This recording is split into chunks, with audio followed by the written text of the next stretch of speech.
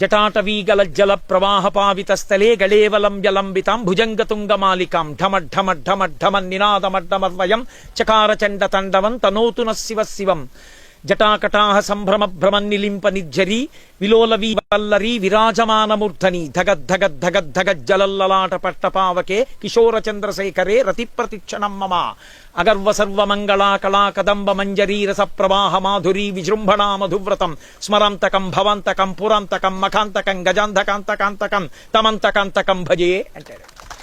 ఆ జటాజూటంలో ఒక బిందెలో నీళ్లు ఎలా తిరుగుతాయో అలా ఆయన నర్తన చేస్తూ ఉంటే, తాండవం చేస్తూ ఉంటే ఆ నీళ్లు తిరుగుతుంటాయిట. ఆ నీటికి తడిసినటువంటి జటలు అరుణ జటేశ్వరుడని తడికి తడిసిపోయి ఎర్రటి జటలు ఇలా వేలాడుతుంటాయిట. అటువంటి పరమేశ్వరుడు ఆ గంగని కట్టేసి ఉంచేశాడు. ఆయన ఇలా నిలబడ్డాడు. ఈ చమత్కారం చూడ్డానికి, ఈ ఆశ్చర్యం చూడ్డానికి 33 కోట్ల మంది దేవతలు నిలబడి చూస్తున్నారు. ఏమి ఆశ్చర్యం రా, ఇలా పడిపోతోంది గంగా, ఒక చుక్క కింద పట్టలేదు, కట్టేశాడు పరమేశ్వరుడు. పాపం అవతల ఉన్న శిఖరం మీద భగీరథుడు నిలబడ్డాడు. గంగ కిందకు వస్తుంది, పాతాళానికి తీసుకెళ్దాం.